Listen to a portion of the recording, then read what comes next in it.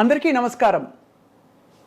రచయితలందరూ దర్శకులు కాలేరు. ఒకవేళ అయినా కూడా ఉపకారం, ఉప్పు కారం, మమకారం, చమత్కారం, అవసరమైతే కాసంత వెటకారం ఇవన్నీ పెట్టి సినిమాలు తీయడం అంత సులభం కాదు.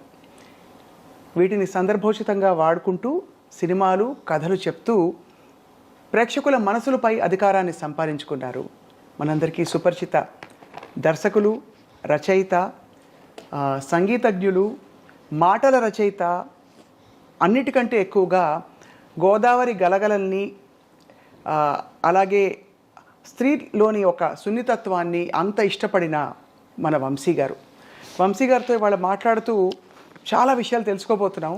ఆయన ఇంటికి వస్తే చాలు తెలుగుదనం ఇలా ఉట్టిపడుతుందన్నమాట. వంశీ గారిని పలకరించే ప్రయత్నం ఇవాళ. వంశీ గారు నమస్కారం అండి. నమస్కారం సార్. మీ పుస్తకాల్ని ఒళ్ళో పెట్టుకుని స్ఫూర్తిగా ఇలా మొదలు పెడుతున్నాం. సంచిలో పెట్టుకోకండి, వెళ్ళేటోడు. అంతేనా? ఒక్కో కాపీ ఉందా? స్పెసిమల్ లేవా? సో ఇవి ఏనాటివో చాలా 75 అండి. అవును, 76 డేట్లు ఉంటుంది. అప్పటి ప్రింటు, అప్పటి తీరుతెన్నులు. అమ్మో, పుస్తకంలో పేజీ బయటకు వస్తేనే ఎక్కడ ఇది నలిగిపోతుందా అని ఆందోళనగా ఉంది. సార్, 14 ఏళ్లకి ఇంత పుస్తకం రాయాలనే ఆలోచన మీకు ఎలా వచ్చి ఉంటుందో? తెలీదండి. అంటే ఎక్కువ చదివి తక్కువ రాయాలనేది పెద్దవాళ్ళు చెప్పింది. అలాగా మా ఊరి లైబ్రరీలో నేను బాగానే చదివాను. అలా చదువుతున్నప్పుడు రాయాలనిపించింది. ఆ రోజుల్లో ఎలా ఉండేది సార్ పుస్తకం రాయాలంటే? ఇప్పుడు రాయాలంటే పబ్లిషరు వాళ్ళకి నచ్చాలి, ఇలా రకరకాల వ్యవహారాలు ఉంటాయి. ఆ రోజుల్లో మీరు ఏంటి, చేత్తో రాసేసుకున్నారా? కలంతో రాసేసుకుని వెళ్ళి చెప్పారా నేను రాశాను ప్రచురించండి అని? నేను రాయడానికి వెనకాల ఒక కథ ఉందండి. అది ఆ కథని నేను ఆల్రెడీ రాశాను. మళ్ళీ ఇప్పుడు చెప్పండి, చెప్తా. తప్పకుండా చెప్పండి. ఏంటంటే ఒక కథ రాశానండి. దాని పేరు నల్ల సుశీల. ఆ కథ ఆంధ్రజ్యోతిలో ఆనంద దీపావళి కథల పోటీకి పంపించాను, ఆంధ్రజ్యోతికి. ఆ రోజుల్లో ఈ పోటీలంటే వేలు లక్షలు వెళ్ళి అనుకుంటాను. దాంట్లో నాకు సెకండ్ ప్రైజ్, థర్డ్ ప్రైజ్ వచ్చిందండి నా మొట్టమొదటి కథకి. వచ్చేసరికి నా ఆనందం అంత మామూలుగా లేదండి. 250 రూపాయలు చెక్ వచ్చిందండి ఆ రోజుల్లో. పెద్ద అమౌంట్, చాలా పెద్ద అమౌంట్. బో. అయితే మాకు దగ్గరలో అనపర్తి అని ఒక ఊరు ఉంది. అక్కడ స్మగుళ్ళు కూడా అమ్ముతారు ఆ ఊర్లో. దాని ఫేమస్ అనపర్తి. అప్పుడు అక్కడికి వెళ్ళి హెన్రీ శాండిస్ వాచ్ కొనుక్కుందాం అనుకున్నానండి. 125 రూపాయలు. ఇలా అనుకుని ఆనందంతో ఎగిరి గంతులు చేస్తున్నాను. నా లోపల ఒక సీరియస్ పర్సన్ ఉన్నాడు, కానీ బయటికి గలగలా ఏదో మాట్లాడుతుంటాను. అలాగా కొంతమంది అపార్థం కూడా చేసుకుంటారు నా లోపల మనిషిని తెలియని వాళ్ళు. ఇలాగా నేను సంబరంగా ఎక్కడ పడితే అక్కడ మాట్లాడుతుంటే ఎవరో కొంతమంది ప్రైజ్ ఇచ్చిందంటే మాటలు కాదు, ఏంటి కదా అని అడిగారండి. గలగలమంటే చెప్పేశాను. ఎక్కడ పడితే అడిగిన ప్రతి వాడికి చెప్పేశానండి. ఎవరో ఒక అతను ఆంధ్రజ్యోతికి ఒక లెటర్ రాశాడు. ఒక రష్యన్ కథ చదివానండి నేను. ఆ కథ ఇది అని క్లుప్తంగా కథ గురించి చెప్తూ, ఇది నా కథ గురించి, మీరు బాగుంది థీము అంటే అనువాదం చేసి పంపిస్తాము మీకు, మీ నుంచి రిప్లై ఎక్స్పెక్ట్ చేస్తున్నాము. అప్పుడు ఆంధ్రజ్యోతికి పురాణం సుబ్రహ్మణ్య శర్మ గారు ఎడిటరు, ఇంద్రగంటి శ్రీకాంత్ శర్మ గారు ఆయనకి అసిస్టెంట్. అంటే ఇంద్రగంటి శ్రీకాంత్ శర్మ అంటే మన కృష్ణ ఉన్నాడు కదా, అవును, మోహన కృష్ణ ఇంద్రగంటి, అలాగే కిరణమయ్యి వాళ్ళ ఫాదరు, నాకు గురువు తర్వాత కాలంలో. వాళ్ళు చదివి ఇదేంటి మనం ప్రైజ్ ఇచ్చిన కథ ఇదే కదా అని నాకు అది ఆపేశారండి. ప్రైజ్ ఆపేసి నా చెక్కు వెంటనే వెనక పంపమని లెటర్ వచ్చిందండి, మీకు ఇవ్వట్లేదు అని. ఆ తర్వాత నేను అక్కడికి వెళ్ళి నెత్తినోరు బాదుకుంటే, ఇంత స్టాండర్డ్ ఉన్న కథ ఇంత చిన్న కుర్రోడు రాయడం ఏంటి, నో వీడిని కాపీ కొట్టాడు అని డౌట్ వచ్చింది వాళ్ళకి. ఆ తర్వాత కాలంలో పురాణం సుబ్రహ్మణ్య శర్మ గారు నన్ను పిలిచి, నువ్వే నిజంగా కాపీగానే కొట్టకపోతే నువ్వు ఏమి రాయి నీ ఫ్యూచర్లో వేస్తానే ఉంటాను నా ఆంధ్రజ్యోతిలో కానీ ఇప్పుడు టైం అయిపోతుంది. తర్వాత వారమే దీపావళి ఇష్యూ బయటకు వచ్చేది. దీపావళి కథల పోటీకి గదని పంపించింది అని వేరే పాలకొండేటి సత్యనారాయణ గారికి ఏరుదాటిని కెరటం అనే కథకి ప్రైజ్ ఇచ్చేసారు, అది పక్కన పారేసి. తర్వాత వాడికి లెటర్ రాశారండి. ఎవరైతే ఆంధ్రజ్యోతికి రష్యన్ కథ అనువాదం చేస్తున్నానో అని అన్నాడో అతనికి లెటర్ రాశారు. అతని నుంచి ఏ రిప్లై లేదండి. అయితే వాళ్ళు ఈ రకంగా చీట్ చేశారు అని అర్థం చేసుకున్న శర్మ గారు నా కథను పబ్లిష్ చేశారు. ఆ తర్వాత వెంటనే నవలా ప్రియదర్శిని ఒక స్కీమ్ పెట్టారండి. ప్రతి నవల 12 వారాలే, అంతకుముందుకి చిన్న చిన్న నవళ్ళు. ఆ స్కీమ్లో నేను ఏమీ డల్ అవ్వకుండా నవల రాసేసానండి. ఒక ఆవిడ అద్భుతంగా ఉంటుంది హ్యాండ్ రైటింగ్, ఆవిడ పేరు భానుమతి.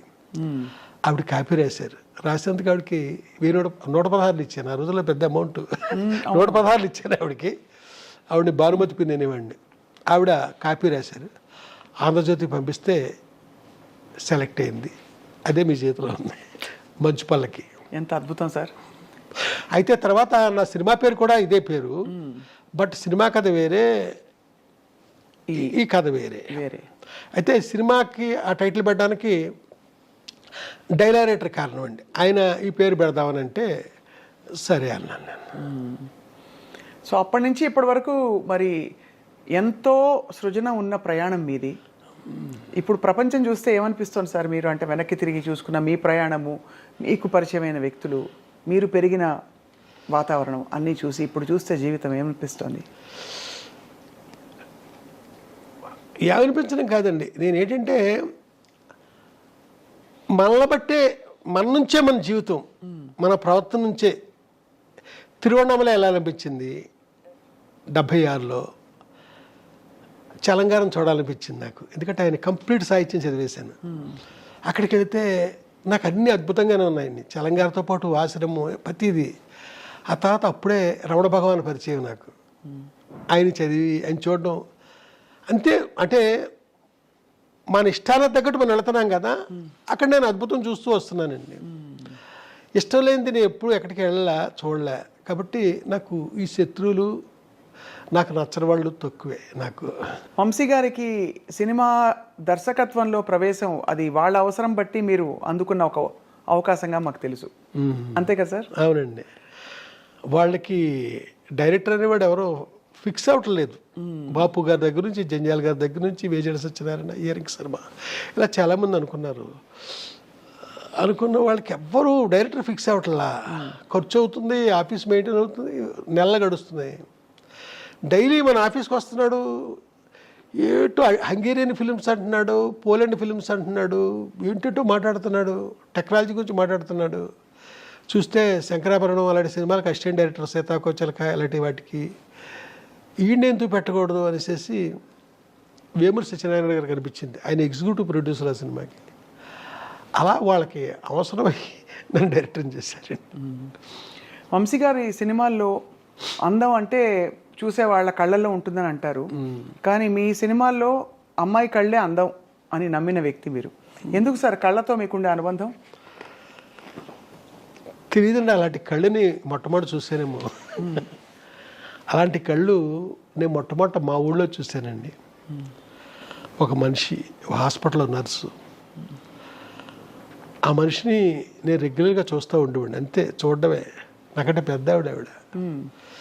ఓసారి రోజు చూడడానికి వెళ్ళేవాడండి. అతిశైకిల్ వేసుకుని వెళ్ళేవాడిని ఆవిడ చూడడానికి, మా పక్కూరు. ఒకసారి నేను వెళ్ళబోతుంటే ఎవరో ఒక అతను, నువ్వు ఎక్కడికి వెళ్తున్నావు నాకు తెలుసు, వెళ్ళొద్దులే అన్నాడు. అన్నాను, అమ్మాయి చచ్చిపోయింది కదా అన్నాడు. ఆ తర్వాత డల్ అయిపోయింది. నేను మళ్ళీ అలాంటి అమ్మాయిని మద్రాసులో మళ్ళీ చూశానండి. ఆ అమ్మాయే మీ హీరోయినా? అంతే కదా, అమ్మాయే మీ హీరోయిన్. నేను పరిచయం చేసిన హీరోయిన్, అంటే నా సెకండ్ ఫిల్మ్లో హీరోయిన్. అసలు జాతీయ అవార్డు అందుకోవడం అంటే ఆ రోజుల్లో మీ స్పందన ఎలా ఉండింది సార్? అంటే ఎవరు ఊహించని ఒక పరిణామం. గొప్ప చిత్రంగా ఇప్పటికీ తెలుగు చిత్రాల జాబితాలో నిలిచిపోయిన చిత్రం. ప్రెసిడెంట్ ఆఫ్ ఇండియా ఆ జాతీయ అవార్డుల ఫంక్షన్కి వాళ్ళ పిఎస్ ఎవరో 2 hours టైం ఎంత ఇస్తారండి మనకి. ఈ లోపల ఈ అవార్డు విన్నర్స్ అందరూ ఆ అవార్డు తీసుకోవడం అంతా జరగాలండి. దానికి ఏం చేస్తారంటే అందరికీ తెలుసున్నదే, రిహార్సల్ చేస్తారండి ముందు. అవును అవును, ఇది కూడా అవును, గతంలో చెప్పారు మీరు. అవును, అలా చేసినప్పుడు ప్రతిదీ కౌంటేనండి. ఇన్ని అడుగులు నడుచుకుంటూ వెళ్ళి ఆ అవార్డు తీసుకుని ప్రెసిడెంట్ ఆఫ్ ఇండియా దగ్గర షేక్ హ్యాండ్ తీసుకుని జనం కేసి ఇటు తిరిగి నవ్వుతూ అప్పుడే ఫోటో తీస్తాడు స్టిల్ ఫోటోగ్రాఫర్, నడుచుకుంటూ కిందకి దిగిపోవడం. టైం ఉంటుందండి, అదంతా కౌంట్ చేస్తారంతా. ఆ టైంలో president of India shake hand ఇస్తారు కదండి, ఎక్కువసేపు పెట్టి చెయ్యి నాకు నన్ను పట్టుకొని, అది నేను మర్చిపోవాలని గొప్ప ఫీల్ నాకండి. గట్టిగా నొక్కుతూ ఎక్కువసేపు ఆ షేక్ హ్యాండ్ ఇవ్వడం అనేది జరిగింది. అది అవార్డు పుచ్చుకున్న దానికంటే గొప్పగా నేను అక్కడ ఫీల్ అయ్యానండి. నేను అది నేను ఇదివరకు చెప్పినదే, ఇది మళ్ళీ మళ్ళీ చెప్పబుద్దేసేది ఇది.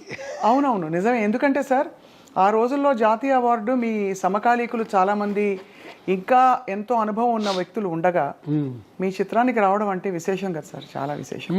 ఆ ఫిల్మ్కి 4 అవార్డులు వచ్చినాయండి. Best editor, best female singer Janaki గారికి, వెన్నెల్లో గోదావరి పాట, best regional film, best production, అలాగా 4 అవార్డులు వచ్చినాయి. సార్, ఈ చిత్రంలో మీ హీరోయిన్ అంటే పాత్ర గురించి మాట్లాడుతున్నాను. సరే, ఆ పాత్రని ఎంతో ధైర్యవంతురాలుగా మీరు ప్రవేశపెట్టి, ఆ ధైర్యవంతురాలు అన్ని ఎదురీది పరిస్థితులకి సవాళ్ళను ఎదుర్కొని నిలబడ్డ గట్టి మనిషి, ఎంత సున్నితత్వం ఉన్నా. కానీ చివరిలో ఆవిడ ఆత్మహత్య యత్నానికి దానికి కారణం ఏంటి సార్? దాన్ని ఎలా జస్టిఫై చేసుకున్నారు మీకు? అలా కాదండి, అది మహల్లో కోకిల అని నేను రాసిన నవల. అవును, ఆ నవల్లో ఆ ముగింపు అది వేరే అండి. ఇది సినిమాకి వచ్చేసరికి ప్రొడ్యూసర్ గారు ఇలాగే ట్రావెల్ అయితేనే సినిమా బాగుంటుంది, సినిమా ఇది, నవల నీ ఇష్టానికి నువ్వు ఎలా రాసుకున్నా నాకు అనవసరం, నవల్లో ఇద్దరు చనిపోతారండి, అలాగా నేను చేశాను, సినిమాకి అలా వద్దు అన్నారు ఆయన. దాంతో నేను వేరే విధంగా ట్రావెల్ కావాల్సి వచ్చింది. మీ స్త్రీ పాత్రలకి స్ఫూర్తి ఏమిటి సార్? అందమా, ధైర్యమా, అన్నీ కలగలిసి ఉండడమా, బహుముఖ్యంగా ఉండడమా, ఏమిటి సార్ మీకు స్ఫూర్తి? స్ఫూర్తి పెట్టానండి,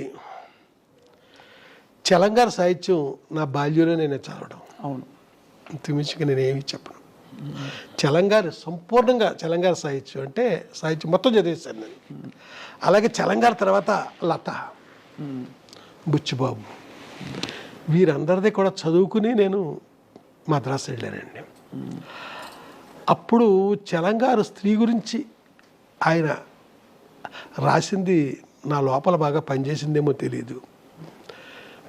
నేను ఎక్కడ స్త్రీని అసభ్యంగా చూపించడం కానీ, ఏప్రిల్ విడుదల అనే సినిమాలో భాగ్యం అనే క్యారెక్టర్ ఉంటుందండి. అవును అవును, ఎక్కడ ఇంత సెక్సీగా నేను ఆ మనిషిని చూపించలేదు. నేను ఉట్టి లెగ్ షాట్ కూడా ఎక్కడ కనపడదు మీకు, బట్ మీకు ఆ ఫీల్ ఉంటుంది, చూస్తున్న వాళ్ళకి ఆ ఫీల్ ఉంటుంది, ఆ భాగ్యాన్ని ఇలాగా అలాగా అని. బట్ ఎక్కడ మనిషిని నేను అలాగే ఎక్స్పోజ్ చేయనండి. అంతే. అలాగే నేను రాసిన కథల్లో కూడా మీరు ఎక్కడా కూడా ఒక్క శృంగారం కథ రాసినా కూడా స్త్రీని నేను అసభ్యంగా చూపించానండి.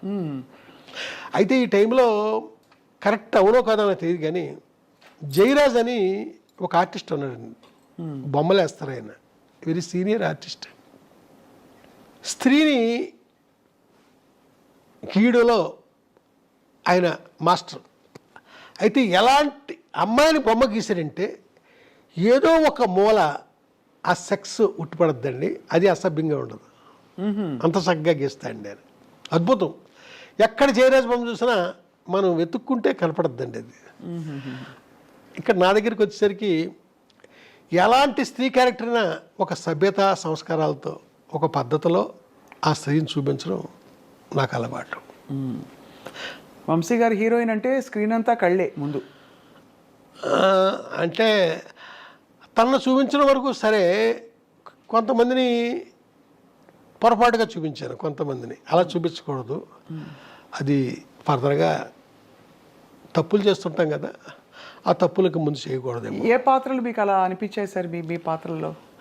అంటే కొందరిని ఎలా చూపించుకోడు. ఇప్పుడు చెట్టు కింద ప్లేటర్లో కిన్నెర్ అనే అమ్మాయి ఉందండి, నేనే పరిచయం చేశాను. వాళ్ళని ఇలా చూపించకూడదు. అలాగా మళ్ళీ కనకమహాలక్ష్మి రికార్డ్ డ్యాన్స్ టూప్ అనే సినిమా ఉంది, ఆ హీరోయిన్ చూపించచ్చు, బాగుంటుంది ఆ అమ్మాయి. అమ్మాయిని చాలా విచిత్రంగా నేను ఎలా అంటే అమ్మాయి లైఫ్లో హీరోయిన్గా ఒకే సినిమా చేసినట్టుందండి. ఏదో తమిళ సినిమాలో చెల్లెలి వేషం వేసిందండి. అది ఏవిఎం వాళ్ళ థియేటర్ ఉంది, ఏవిఎం స్టూడియో వాళ్ళ థియేటర్, అది ఏవిఎం రాజేశ్వరరావు ఏమో గుర్తులేదు. అక్కడ చూశానండి, విశ్వ గారి సినిమా నాకు గుర్తు. చెల్లెలు వేషం వేసింది ఒక అమ్మాయి. ఈ అమ్మాయి బాగుందే, హీరోయిన్ చేసేద్దాం అనుకుని హీరోయిన్ చేస్తాను. ఏం చూసేవారు సార్ అప్పట్లో మీరు హీరోయిన్ కోసం? అంటే ఏ గుణగణాలు ఉంటే ఈ అమ్మాయి నా కథలకి ఇముడుతుంది అని అనిపించేది? అంటే ఏమీ లేదు, నా కథలో నా క్యారెక్టరైజేషను నా మైండ్లో ఉండేదండి. దాన్ని మనసులో పెట్టుకునే వెతుక్కునేవాడిని నేను. ఓహో. వెతుక్కునే నేను భారతరాజు గారు మా గురువు గారండి, అంటే మా గురువుల్లో ఆయన ప్రధానమైన గురువు. ప్రపంచంలో ప్రతి మనిషి ఆర్టిస్టేరా, ఆ క్యారెక్టర్ వాడు సూట్ అయినప్పుడు. ప్రతి అమ్మాయి హీరోయిన్ రా, ఆ క్యారెక్టర్కి అమ్మాయి సూట్ అయినప్పుడు అనే మాట అన్న మాట నాలో బాగా బలంగా పనిచేసిందండి, పనిచేస్తుందండి. సో ఆ కోణం నుంచే చూసేవారు. కానీ బాపు గారికి చారెడు బారెడు పిడికెడు ఇలా కొన్ని ఒక్కొక్క కళాత్మక దర్శకులకి ఒక్కొక్క అలంకరణ ఇలాంటిది ఉంటుంది. అలా వంశీ గారికి చెప్పాలంటే ఏం చెప్పాలి? ఏమో నేను చెప్పేశాను మీకు ఆల్రెడీ. అంతే, క్యారెక్టర్కి వచ్చినట్టే. అవునండి సార్, మీరు ఆ తర్వాత మీ ప్రయాణం కొనసాగిస్తున్నప్పుడు ప్రొడ్యూసర్లు మీ దగ్గరికి ఎలా వస్తారు సార్? మోస్ట్లీ నా దగ్గరికి కొత్త వాళ్ళే వచ్చారండి అప్పటి నుంచి ఇప్పటిదాకా. తర్వాత వాళ్ళు పాపులర్ అవ్వచ్చు. ఎవరండి, మన స్రవంతి రవికిషోర్ గారు ఆనాడు లేడీ స్టైల్ తీసినప్పుడు ఆయన కొత్త ప్రొడ్యూసరే కదా. ముగ్గురులో ఆయన ఒక ఆయన. ఆ తర్వాత పెద్దవాళ్ళు అయ్యారు, వేరే సంగతి. నా దగ్గరికి కొత్త వాళ్ళే ఎక్కువ వచ్చారండి. పాత వాళ్ళు నన్ను అప్రోచ్ అయిన దాఖలాలు లేవు. తర్వాత సార్, మీ కథాంశాలు మీరు ఎంచుకుంటున్నప్పుడు నేనేం చెప్పాలి అనే దానికి ఇతివృత్తం మీ భావజాలమా లేక మీకు నచ్చిన కథలన్నీయా? ఇప్పుడు హిచ్కాక్ అంటే నాకు చాలా ఇష్టం అండి. అవును. ఆయన 53 ఎన్నో తీశారు, అన్ని సినిమాలు చూసాను నేను, అన్నీ. ఆయన ఏ కథ ఆయన సొంతంగా రాయలే అన్ని సినిమాల్లోని. ఏదో ఒక నాటకమో నవలో కథో ఏదో ఎవరియో బయట వాళ్ళు తీసుకుని అద్భుతంగా స్క్రిప్ట్ చేసేవారు. ఆయన నాకు ఒక ఇన్స్పిరేషన్ అండి. ఏది నా సొంత కథే ఉండాలని అనుకోను. ఇప్పుడు చెట్టు కింద ప్లేటర్ అనే సినిమా ఉంది, అదొక మలయాళం ఫిల్మ్ అండి. దాంట్లో చాలా సీరియస్గా ఉంటాడు హీరో మమ్ముట్టి, హీరోయిన్ ఉండదు ఆ కథలో. కామెడీ అనేది ఎక్కడ లేదండి, మొత్తం సీరియస్గానే ఉంటాడండి. ఆ సినిమా మలయాళంలో పెద్దగా ఆడిన ఇది కూడా లేదు. దాన్ని మేము తీసుకుని తెలుగుకి హ్యూమరు అంతా అద్భుతంగా జాయిన్ చేసి, దాంట్లో పాత సామాన్లు కొంటామని ఒక క్యారెక్టర్ ఉంటుందండి. అది మహా అద్భుతంగా ఆ కామెడీ అంతా మేము చేసామండి. చాలా అద్భుతంగా తనికెళ్ళ భరణి దానికి వర్క్ చేయడం జరిగిందండి.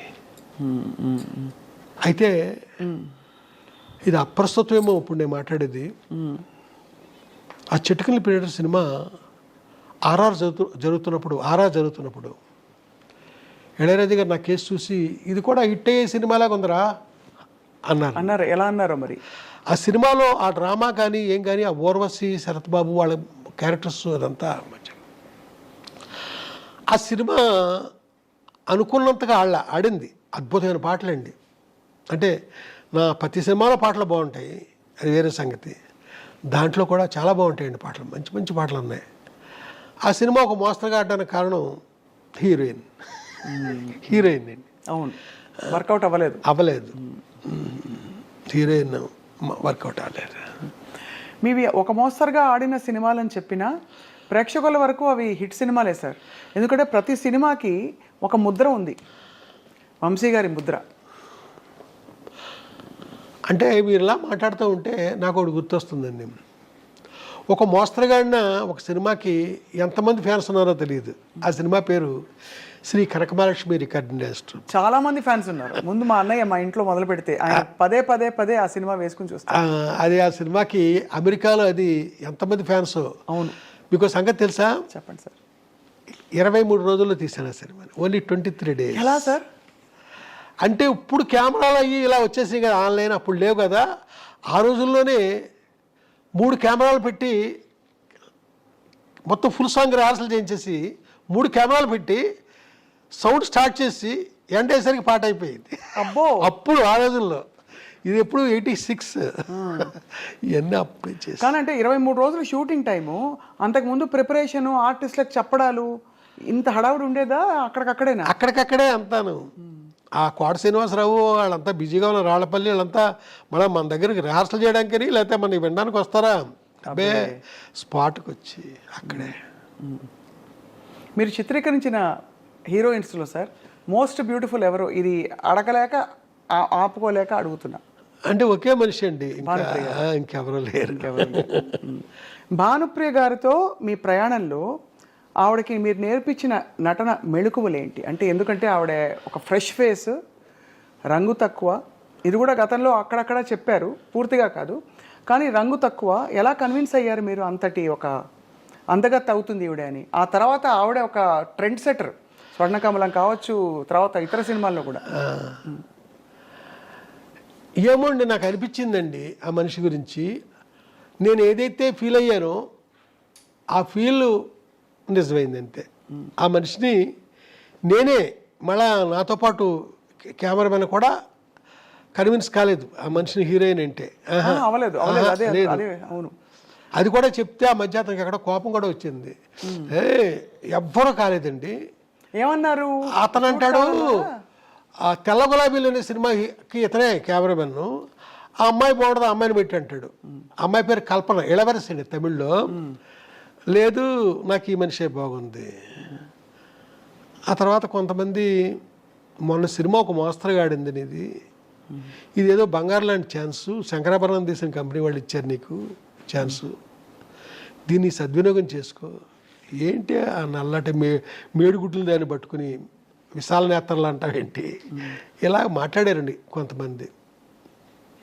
నాకు ఆ అమ్మాయే బాగుంది. అయితే ప్రొడ్యూసర్స్ వాళ్ళు బాగుందన్నానికి కారణం ఏంటంటే, 7 స్టార్స్ కలర్ ల్యాబ్ అని ఉస్మాన్ రోడ్లో ఘంటసాల గారి ఇంటి దగ్గరలో ఉందండి. అక్కడ పెద్ద పెద్ద ప్రింట్లు ఏం చేశానండి. ఈ అమ్మాయి ఫోటో సెషన్ పెట్టి స్టిల్స్ తీశాను కదా, ఆ పెద్ద ప్రింట్లు వేసాను, వేయించి ప్రొడ్యూసర్ గారి ఇంట్లో పెట్టానండి. ఓ రోజున విశ్వనాథ్ గారు ఏదో పనుండి వచ్చారు అక్కడికి. ఆయనకి ఏది నాయసారు భార్య జయలక్ష్మి గారు, డైరెక్టర్ గారికి చూపిద్దాం, వంశీ అమ్మాయి బాగుంది అంటున్నాడు కదా, ఆయన ఏమంటారు అంటే మొత్తం అంతా తిరిగేసి నాకేసి బాగున్నాయి అన్నారు ఆయన. ఒకసారి ఆ మాట ఆయన అనేసరికి వాళ్ళ ఇంట్లో వాళ్ళంతా థ్రిల్ ఆవిడ తలుపు వెనకాలండి మా నాగేశ్వర గారి భార్య, ఆ అమ్మాయికి కొంచెం మెల్లనుకుంటానండి అంతే. మెల్లైతే అదృష్టం కదా అని వెళ్ళిపోయారు. ఓహో, అంతేనండి, అక్కడతో సెట్ అయిందండి. ఆ తర్వాత ఆ సినిమా తర్వాత బిజీ అయింది తను. సితార్ తర్వాత నేను అడిగాను, బిజీ అయ్యట కదా నువ్వు అని. ఏం బిజీ, మోడర్న్ డ్రెస్లో ఉన్న క్యారెక్టర్లు ఎవరు ఇవ్వట్లేదు అంది. అప్పుడు అన్వేషణలో తన్ని మోడర్న్ డ్రెస్సులతో చూపించాను. ఓహో, అద్భుతం. చూపించేసరికి అక్కడి నుంచి ఈ చిరంజీవి గారి సినిమాలు అయితే, కృష్ణ గారి సినిమాలు, శోభనబాబు గారి సినిమా, ఇలాగా గువ్వా గోరింకతో మొదలుకొని అసలు ఒక స్టెప్, అన్ని స్టెప్పులు, అన్ని డ్రెస్సులు. ఆ తర్వాత సినిమా ప్రేమించి పెళ్ళాడు. ఇలాగ మీలాగ శారీ కట్టుకుని చక్కగా పెద్ద బొట్టు అక్కడే మొదలైంది ఆ సినిమాతోనే, పెద్ద బొట్టు. అలాగా ఆ సినిమాలో చూపించారండి. ఆ తర్వాత క్లాసికల్ డ్యాన్సర్గా ఆలాపన, అదే ఆఖరి ఫిల్మ్ ఆవిడతో. ఎలా ఉండేది సార్ భానుప్రియ గారి డాన్స్? ఇప్పటికి కూడా స్వర్ణకమలంలో ఆవిడ గ్రేస్, ఆరితేరిన క్లాసికల్ డాన్సర్స్ అంటే పర్ఫార్మర్స్ ఎవరైతే ఉంటారో స్టేజ్ల మీద పెద్ద పెద్ద 1-2 గంటల ప్రదర్శనలు ఇచ్చే వాళ్ళకంటే కూడా భానుప్రియ గారి అభినయం, ఆవిడ నృత్యం అంటే అంత అందంగా ఉంటుందంటారు. ఒక డైరెక్టర్ కళ్ళతో మీరేం ఫీల్ అయ్యారు ఆవిడ నటన? నేను ఫీల్ అవ్వడం కాదండి, ఒక్క హీరోయిన్తో మట్టుకి తన, అంటే ఇక్కడ మీకు ఒకటి చెప్పాలి, భానుప్రియగా అది ఫోర్స్ అండి, వాళ్ళ చెల్లెలది గ్రేస్. విపరీతమైన ఫోర్స్తో చేస్తాడు తను. వాళ్ళ చెల్లెలు చాలా గ్రేస్తో చక్కగా చేస్తుంది, శాంతిప్రియ. అది అంటే అమ్మాయికి నేను నిశాంత అని పేరు పెట్టాను, వాళ్ళు మార్చుకున్నారు అనుకుంటా, తర్వాత శాంతిప్రియ అని పక్కన పెట్టండి, అది అప్రస్తుతం. అయితే ఒకే ఒక హీరోయిన్తో భానుప్రియ డ్యాన్స్ గురించి మాట్లాడాను. ఆ అమ్మాయి కూడా తలంచి అద్భుతంగా అదండి ఆ భానుప్రియ. ఆ అమ్మాయి ఎవరంటే శోభన. ఏప్రిల్ 1 విడుదలప్పుడు. అవును, శోభన గారు కూడా భలే డాన్స్. కాబట్టే శోభనతో మాట్లాడాను. శోభన అద్భుతంగా యాక్సెప్ట్ చేసిందండి ఆ రోజుల్లో. ఏంటి భానుప్రియ గారి నృత్యం గురించి? అవునండి. శాంతిప్రియ గారు గ్రేస్ అంటే ఏమిటి సార్, అర్థం ఏంటి? మీకు ఆ గ్రేస్ ఫోర్సును అయ్యో 2 షాట్లు చూపిస్తే మీకు ఎక్స్ప్లెయిన్ చేయగలను, మామూలుగా నోటితోనే చెప్పలేనండి. అంటే భానుప్రియ గారి ఆవిడ బాడీ లాంగ్వేజ్లోనే ఒక ఫోర్స్ ఉంటుంది. ఫోర్స్ ఉందండి. ఆ చెల్లెలు చాలా గ్రేస్గా గమాత్తుగా నవరంగులో ఆవిడలాగా అలాగా ఆ అమ్మాయి ఆడద్దండి. అందులో ఒక లాలిత్యం, ఇందులో ఒక రకమైన గగురుపాటు, రెండు. కానీ ఏదేమైనా సార్, భానుప్రియ గారు, వంశీ గారు భానుప్రియ గారిపై చిత్రీకరించిన పాత్రలు, యాంగిల్స్ కావచ్చు, ఫ్రేమ్స్ కావచ్చు, అది ఒక నిజంగా ఒక పెయింటింగ్లా ఉంటుంది సార్. ఆ తర్వాత తను ఇంకొక సినిమా నెక్స్ట్ చేయడం జరగలేదు. ఆ సినిమా పేరు గాలికొండపురం రైల్వే గేట్. దాంట్లో లతా మంగేష్కర్ గారు 3 పాటలు పాడారండి. ఒక పాట నేను మా ఇళయరాజా గారు రాశాము, అంటే పల్లవి ఆయన రాశారు, చరణాలు నేను రాశాను. ఇంకొక పాట మహర్షి సినిమాలో కొత్తతన ఛాన్స్ ఇచ్చాను, అద్భుతమైన పాట, సుమం ప్రతి సుమం సుమం. అయ్యో చాలా బాగా, ఏం పాట సార్ అది మా ఫ్రెండ్తో రాయించాను, అదే ఫస్ట్ ఛాన్స్ అండి. అది ఆయనతో 2వ పాట రాయించాను. 3 వేటూరు గారు ఎవరో రాశారంటున్నారు. 3 పాటలు పాడారు. ఈ సినిమా జరగకపోవడానికి కారణం సార్? జరగకపోవడానికి కారణం ఏంటంటే వెంకటేష్ గారు హీరో అనుకున్నామండి. రామానాయుడు గారు కథ విన్నారు, నేను చెప్పాల కథ, వేమూరి సత్యనారాయణ గారు చెప్పారు. విని ఇది హీరోయిన్ కనపడుతుంది ఆ కథ అంతాను, మా అబ్బాయిని ఒక కమర్షియల్ హీరోగా నేను ఇచ్చేద్దామని కొత్తగా తీసుకొచ్చాము, మా అబ్బాయి ఇలాంటి వాటిలో యాక్ట్ చేస్తే కాదు కదా. ఆ తర్వాత ఇది హిచ్కాక్ సినిమా లాంటి సినిమా కథ, ఇది డైరెక్టర్ పేరు వస్తుంది, లేదా హీరోయిన్ పేరు వస్తుంది, మా అబ్బాయిది ఏముంది దీంట్లో, ఏమైనా మంచి కథ పట్టరండి, ఇది వద్దు ఆయన అన్నంతో ఆ ప్రొడ్యూసర్లు. వెంకటేష్ హీరో అంటే అది వేరే విధంగా ఉంటుంది కదా, రామానాయుడు గారు వెనకాల నుండి మనకి బ్యాక్గ్రౌండ్లో ఆయన ఉండి చేసేది, ఆ విధంగా అది ఇదయింది. ఆ తర్వాత భానుప్రియ కాకుండా విజయశాంతిని కూడా అనుకున్నాం, తర్వాత ఇటు కాకుండా ఆ సినిమా ఆగిపోయింది. ఈ సినిమా ఆగిపోయింది. తర్వాత భానుప్రియ గారితో మీరు పనిచేయడం జరగలేదు కదా సార్? లేదండి, జరగల. అదొక గొప్ప. అంటే ఇప్పుడు నేను తొందరలో సినిమా చేయబోతున్నాను, దాంట్లో ఒక అమ్మవారి క్యారెక్టర్ ఉందండి. ఆ అమ్మవారు ఒక నల్లటి రాయిలో సూపర్ ఇంపోజ్ అయి కనపడుతూ ఉంటుంది అంతే, బయటకు వచ్చి కనపడడం అనేది లేదండి, అక్కడక్కడ అలా కనపడుతూ ఉంటుంది. అది అమ్మవారి గెటప్పులో ఓన్లీ క్లోజప్ అంతే. అది భానుప్రియ అనుకుని నేను కథ రాశాను, అది ఆ వద్ద ఫ్యూచర్లో చూడాలి అంతే. మీకు ఆ రాయిలోనే కనపడుద్ది, బయటకు వచ్చి కనపడదు, అవన్నీ మాట అవన్నీ ఏమీ లేవండి. బ్లెస్ చేస్తూ ఉంటే చాలా ఇంపార్టెంట్ క్యారెక్టర్. ఆ రాయిలే, ఆ నల్లటి రాయి అండి, అక్కడ భానుప్రియ గారి పాత్రే ఉంటారు. తన క్లోజ్ సూపర్ ఇంపోజ్ అయ్యి ఉంటుందండి. అక్కడ ఆ అమ్మవారి పేరు పొంతలో ముసలమ్మ తల్లి. పొంతలో ముసలమ్మ తల్లి. పొంతలో ముసలమ్మ తల్లి. అంతేనండి, తప్ప ఇంకా మనకి ఎక్కడ. అడిగారా సార్ భానుప్రియ గారిని? అంటే లేదండి, ఆవిడతో మాట్లాడి ఆవిడ చూసే ఒక 35 ఏళ్ళు అయింది ఆవిడ చూసి. ఆవిడతో ఎప్పుడు మాట్లాడింది కూడా ఎప్పుడు లేదండి, వాళ్ళ నెంబర్లు కూడా నా దగ్గర లేవు. రేపొద్దున ఆ సినిమా ఇప్పుడు మెటీరియలైజ్ అవుతుంది, ప్రొడ్యూసర్లకు కూడా చాలా ఇష్టంగా ఉన్నారు వాళ్ళు. ఆ తర్వాత ఏం జరుగుద్దో నాకు తెలియదు.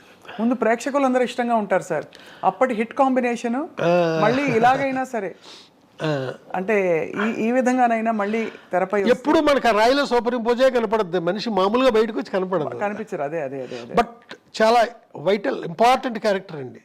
ఆ క్యారెక్టర్ లేకుండా అంతా ఉండాలి. అంతా కాదు, అక్కడక్కడ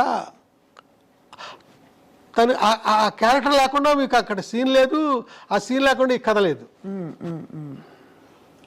వంశీ గారికి మరి అంత అందమైన హీరోయిన్లు ఎలా ఉన్నా కూడా అంత అందంగా చూపించిన వంశీ గారు, మరి మీకు ఈ తరం హీరోయిన్లు నచ్చుతారా సార్?